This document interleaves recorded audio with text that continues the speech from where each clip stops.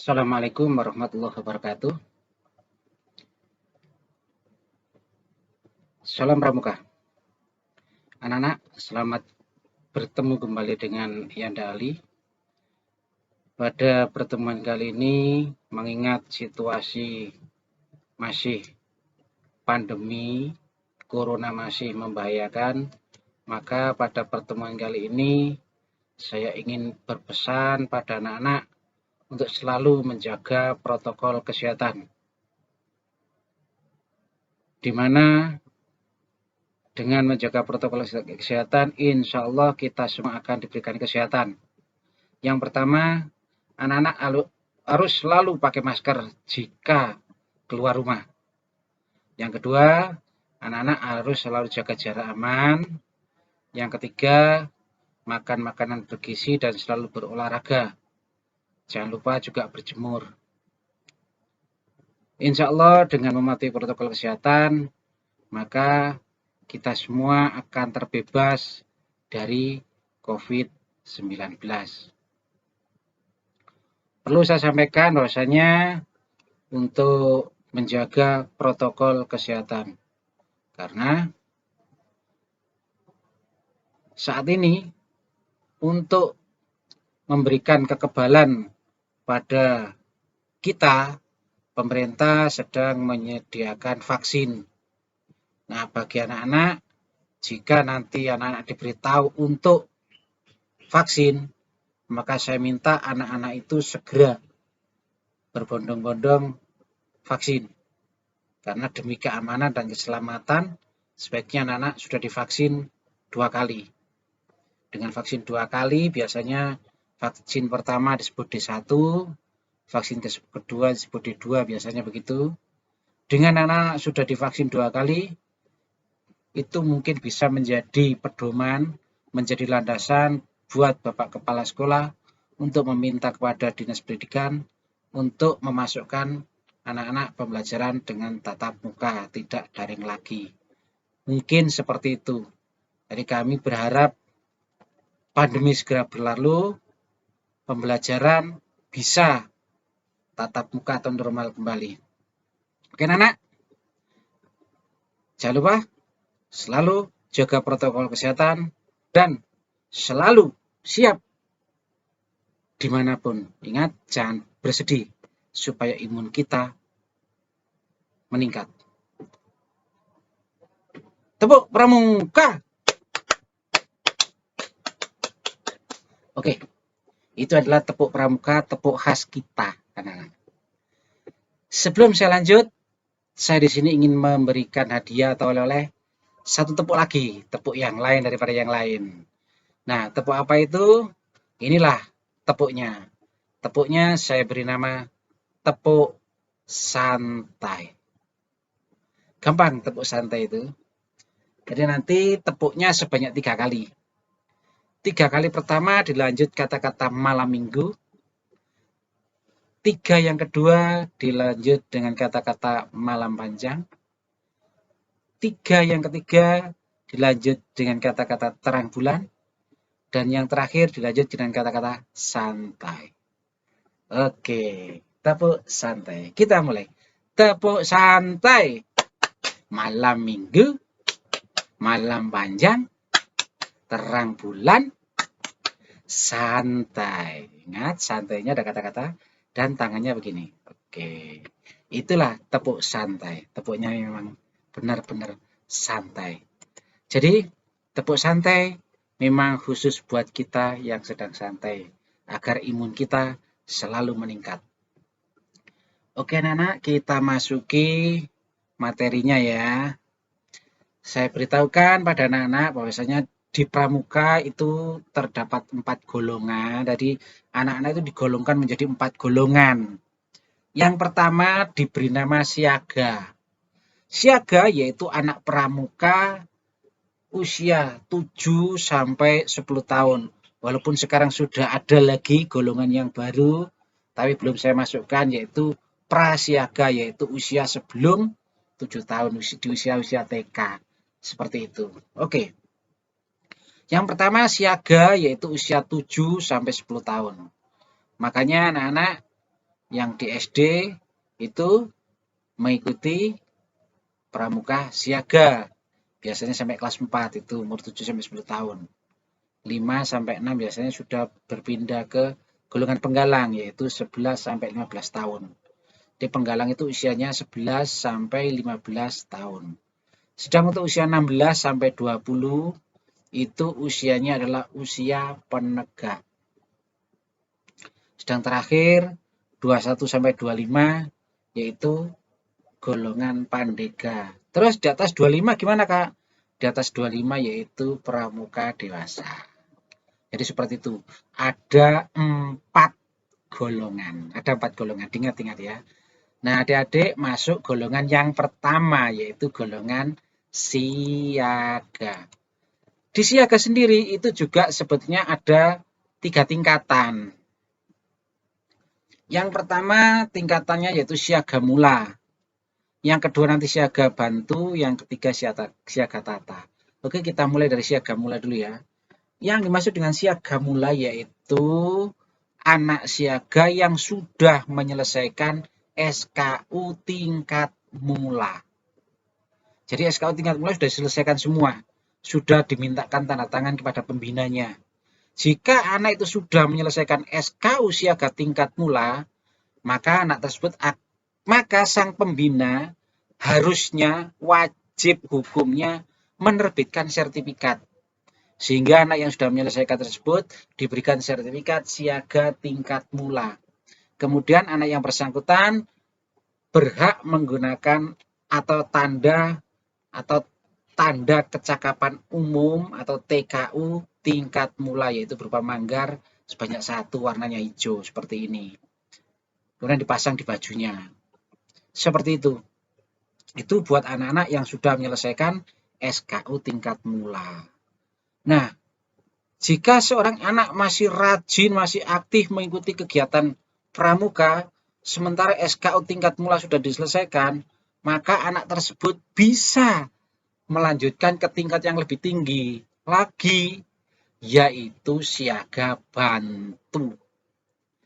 Jika seorang anak sudah menyelesaikan siaga bantu seperti tadi, maka sang pembina hukumnya wajib menerbitkan sertifikat siaga tingkat bantu. Kemudian diberikan kepada anaknya, di sana tertulis ya, namanya siapa, golongannya siaga, tingkatannya apa, nomor gudupnya berapa, kemudian dia menyelesaikan tanggal berapa, jam berapa, tempatnya di mana itu tertulis semua. Dengan begitu, anak tersebut selanjutnya berhak memasang tanda kecakapan umum siaga tingkat bantu. Jika sang anak masih aktif, maka dia berhak untuk mengikuti kepramukaan tingkat yang lebih tinggi lagi, latihan lebih tinggi lagi yaitu tingkat tata. Jadi jika anak itu sudah menyelesaikan siaga tingkat bantu, kemudian dia masih aktif ikut latihan pramuka, maka dia berhak untuk mengikuti tingkatannya lebih tinggi lagi yaitu tingkat tata. Jika anak sudah menyelesaikan tingkat tata, maka pembinanya harus segera menerbitkan sertifikat tingkat tata supaya anak tersebut berhak menggunakan tanda kecakapan umum tingkat tata. Seperti ini contohnya, ini contoh sertifikatnya. Jika sang anak sudah menyelesaikan siaga tingkat tata dan dia masih aktif, maka sang anak boleh melanjutkan kembali latihannya untuk tingkat yang lebih tinggi, yaitu tingkat Garuda. Dan untuk siaga Garuda bisa atau akan saya bahas pada kesempatan yang lain. Jadi saat ini kita membahas pramuka siaga tingkat mula. Nah, oke, kita mulai.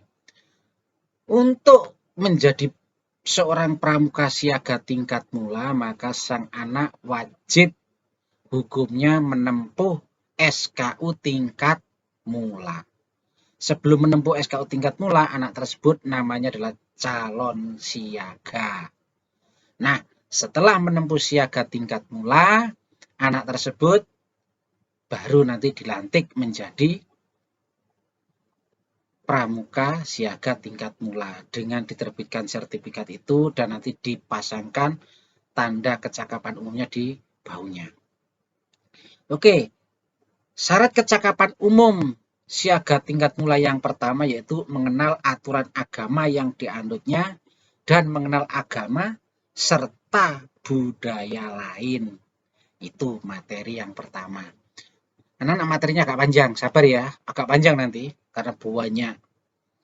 Dan untuk saat ini saya sampaikan bahwasanya untuk materi SKU siaga tingkat mulai yang pertama, saya perlu sampaikan mohon maaf buat anak-anak yang agamanya non-Islam, mohon maaf.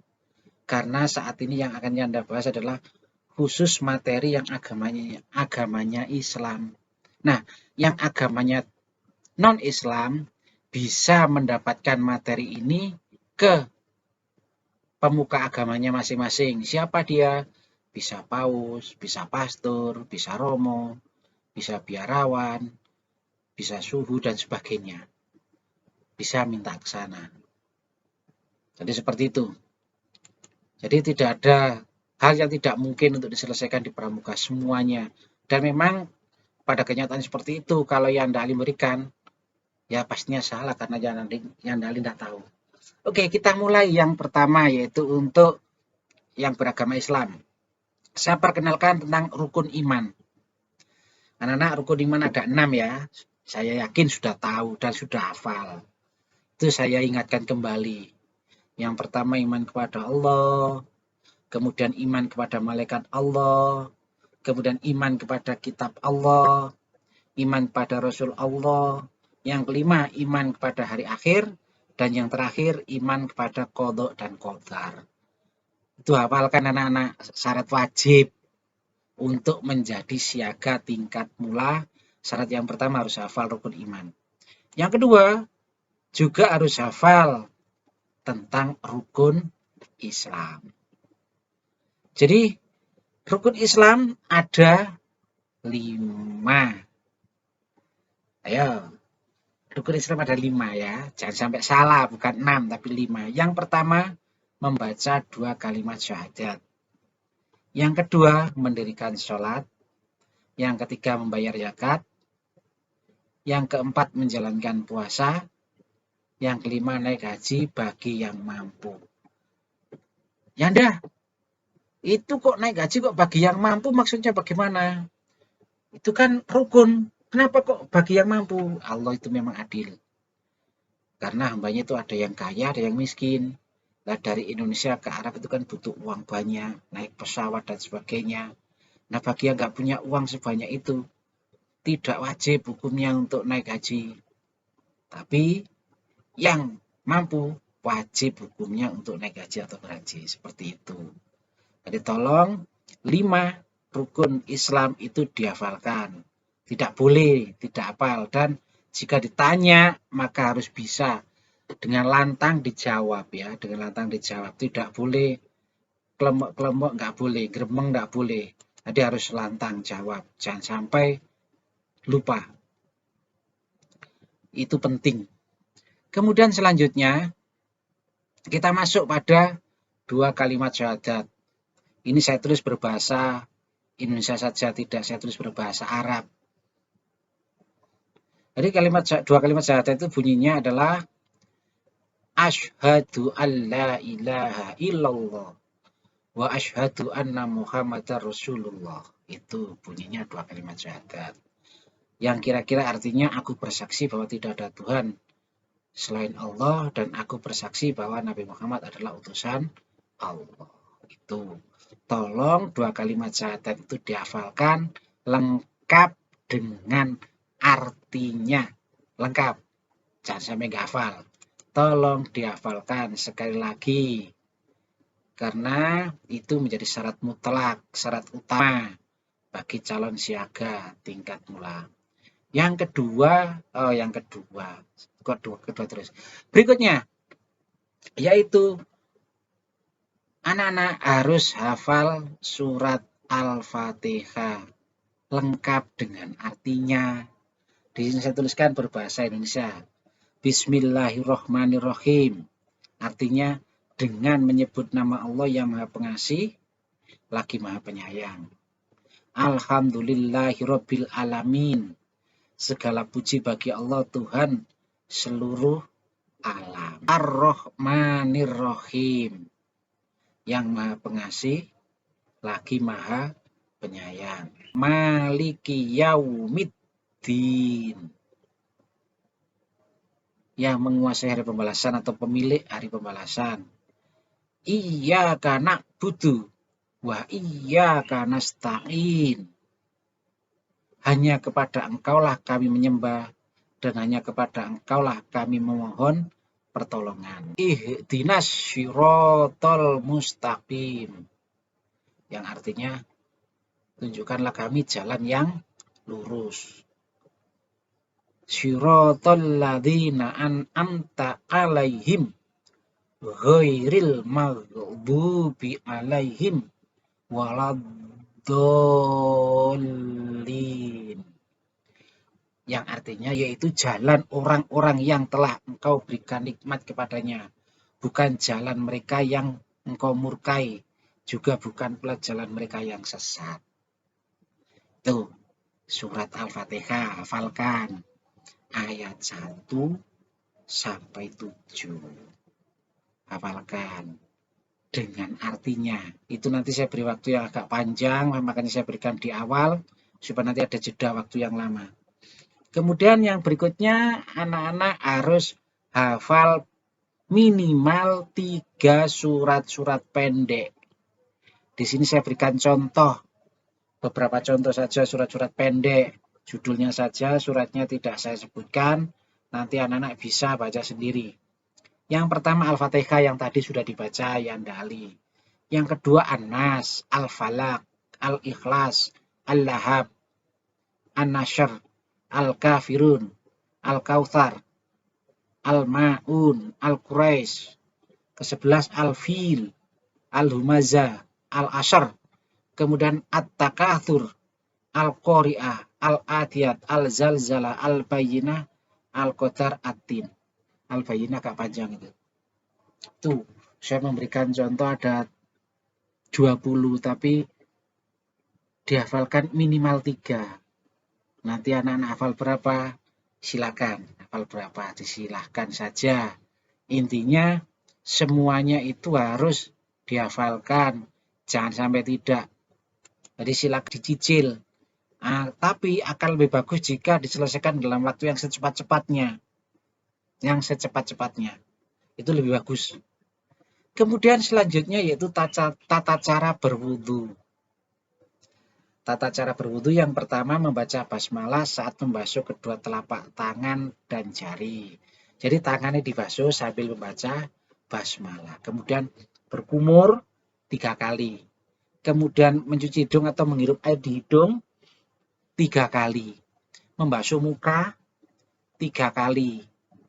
Kemudian membasuh kedua tangan hingga siku ini 3 kali. Kanan dan kiri 3 kali masing-masing. Mengusap kepala.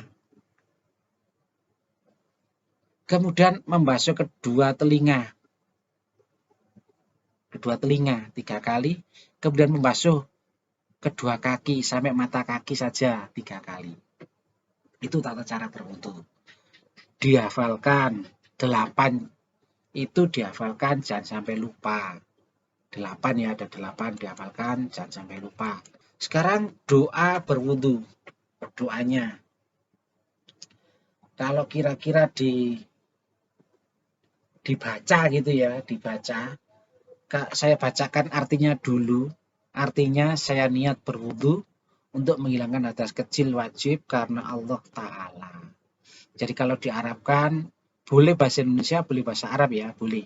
Kalau bahasa Indonesia, nawaitu wudu'a li raf'il hadasil asghari faradhon lillahi ta'ala. Itu kalau diarabkan. Terserah mau yang mana.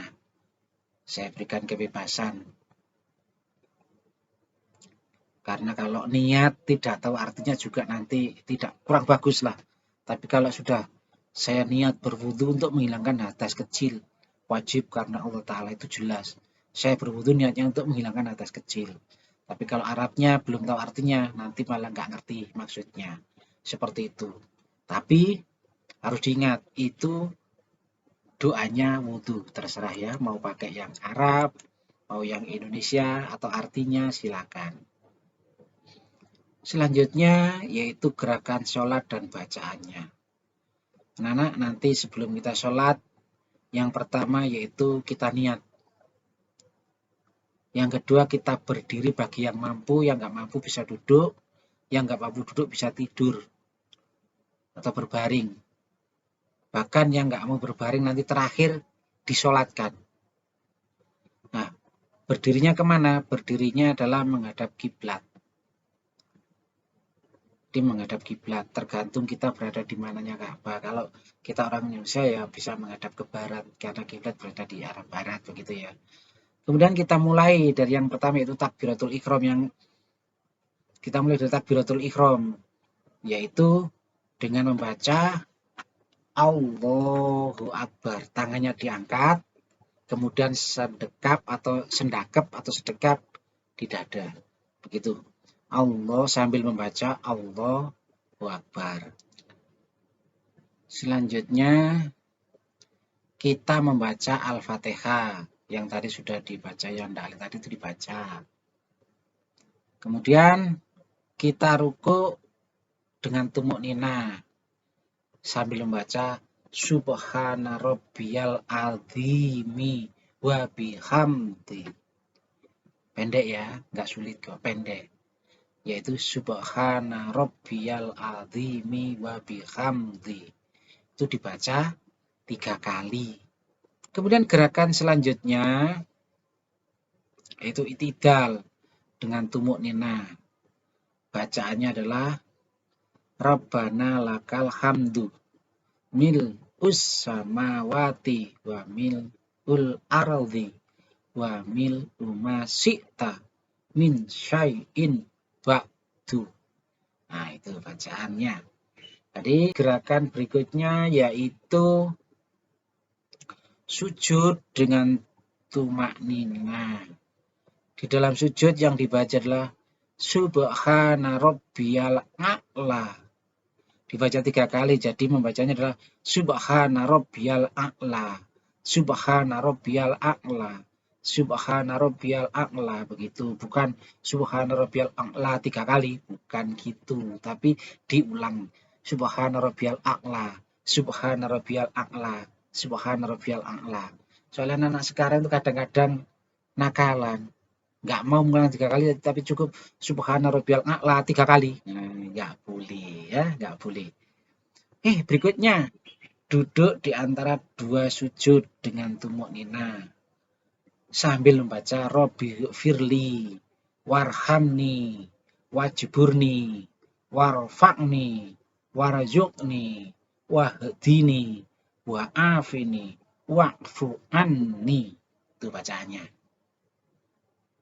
Jelas? Robbi firli warhamni wajburni warfa'ni warzuqni wahdini wa'afini wa'fu anni. Itu bacaannya. Ingat-ingat. Kemudian berikutnya itu duduk tasyahud atau tahiyat. Dan berikutnya membaca tasyahud akhir pada saat duduk tasyahud akhir. Bacaannya at-tahiyatul mubarakatuh shalawatu thayyibatulillah. Assalamu alaika ayyuhan nabiyyu wa rahmatullahi wa barakatuh.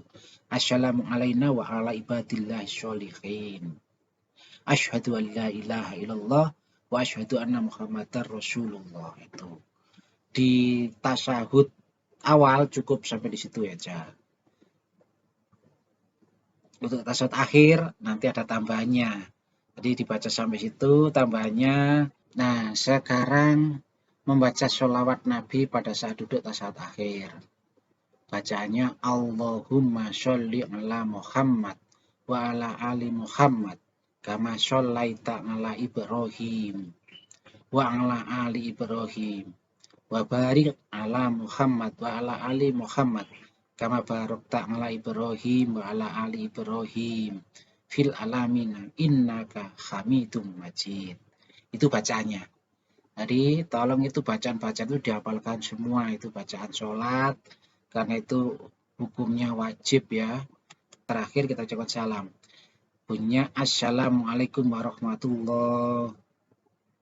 Bisa dilanjut assalamualaikum warahmatullahi wabarakatuh, boleh. Assalamualaikum warahmatullahi boleh ya. Sampai itu boleh.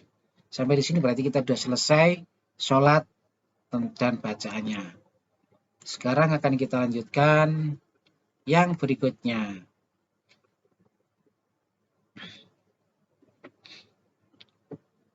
Yang berikutnya itu doa-doa harian. Untuk doa-doa harian, anak-anak diwajibkan hafal 3. Di sini saya memberikan beberapa doa harian. Mungkin ada 10 barangkali ya, tapi yang wajib dihafalkan ada 3. Yang pertama doa untuk kedua orang tua. Jadi kalau habis sholat kita doakan orang tua kita dengan seperti ini bacanya. Allahumma ghfirli wali walidayya warhamhuma kama rabbayani shaghira. Itu bacaannya. Dan itu dibaca. Setiap selesai doa, kita doakan orang tua kita ya. Tuh. Jadi jangan lupa setelah selesai doa, setelah selesai sholat, kita doakan orang tua kita. Nah, yang kedua yaitu doa harian yang kedua, yaitu doa sebelum tidur. Ketika kita mau tidur, maka kita harus berdoa. Ketika kita bangun tidur, kita juga harus berdoa. Nah, doanya, doa sebelum tidur, yaitu Bismika Allahumma ahya wa bismika amut, gitu.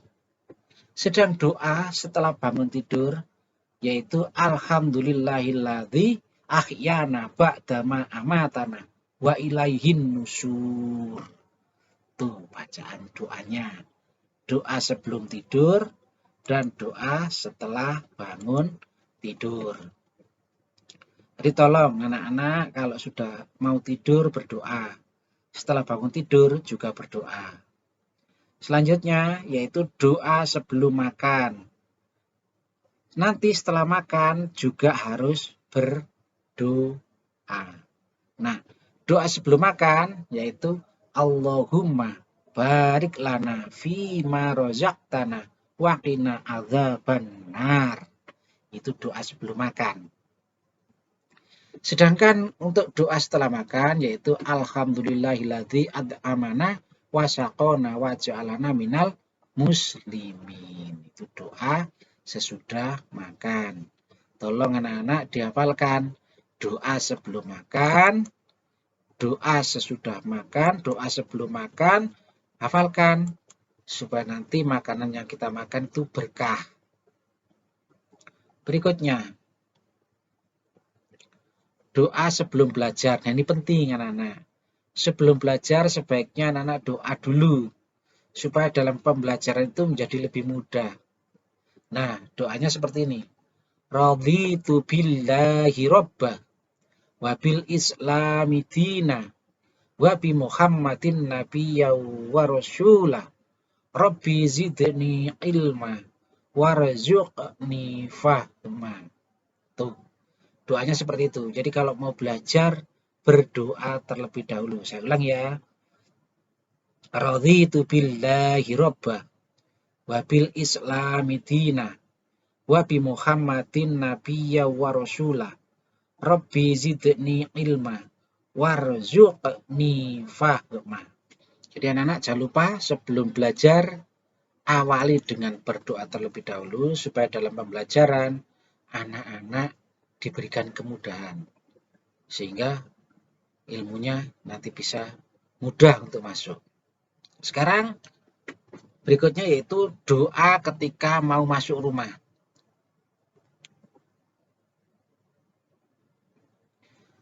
Bismillahi walajna wa bismillahi karajna wa alaihi rabbina tawakkalna. Itu doanya sebelum masuk rumah. Jadi dihafalkan ya, doa sebelum masuk rumah juga ada. Untuk itu doa-doanya banyak, makanya waktunya saya berikan tenggang waktu yang agak lama, supaya anak-anak bisa menghafalkan semuanya. Di sini adalah anak-anak hafal, makanya waktunya panjang. Nah, berikutnya, doa masuk kamar mandi atau WC. Juga doa keluar kamar mandi atau WC. Saya baca doanya. Allahumma inni a'udzubika minal khubuthi wal khaba'ith. Itu bacaan doa ketika mau masuk WC. Kalau keluar, ghufranaka alhamdulillahilladzi adhaba anil adza wa afani. Jadi doa masuk kamar mandi. Allahumma inni a'udzubika minal khubuthi wal khaba'ith. Kalau doa keluar kamar mandi, ghufranaka alhamdulillahilladzi adhaba anil adza wa afani. Itu doanya. Untuk oleh-oleh yang terakhir, doa yang terakhir, yaitu doa harian yang terakhir, yaitu doa untuk bepergian. Jadi sebelum naik kendaraan, anak-anak bisa baca doa ini dulu, yaitu subhanalladzi sakhkhara lana hadza wa ma kunna lahu mukrinin wa inna ila rabbina lamunqalibun. Itu doanya. Jadi anak-anak kalau mau bepergian, sebelum naik kendaraan, bacalah doa subhanalladzi sakhkhara lana hadza wa ma kunna lahu mukrinin wa inna ila rabbina lamunqalibun. Itu dibaca agar kita di perjalanan nanti diberikan keselamatan, kemudahan, dan sampai di tujuan dengan selamat, tidak ada gangguan apapun. Ya anak, tepuk santai. Malam minggu, malam panjang, terang bulan, santai. Memang harus benar-benar santai.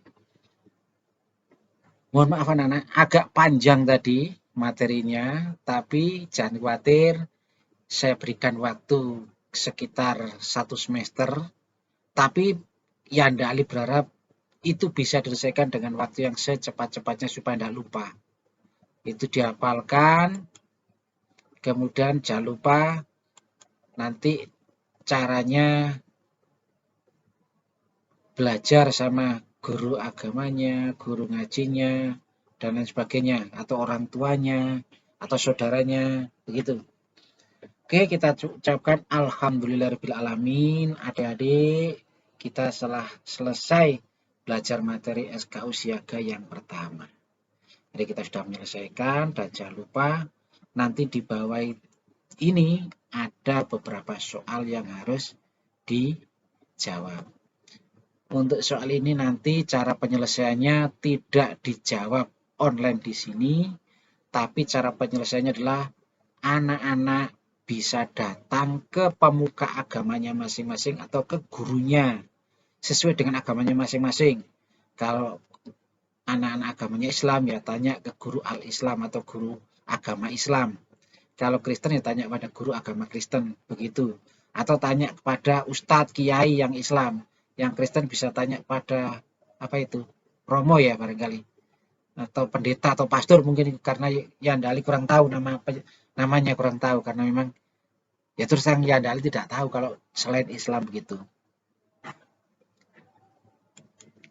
Jadi tolong untuk menyelesaikan SKU ini, nanti anak-anak bisa datang ke guru ngaji, khusus yang Islam loh ya. Bisa datang ke guru ngaji, bisa datang ke guru agama, bisa datang ke Pak Yai, dan sebagainya. Atau orang tua, atau kakaknya, atau saudaranya bisa. Dan saya ucapkan salam pramuka. Wassalamualaikum warahmatullahi wabarakatuh.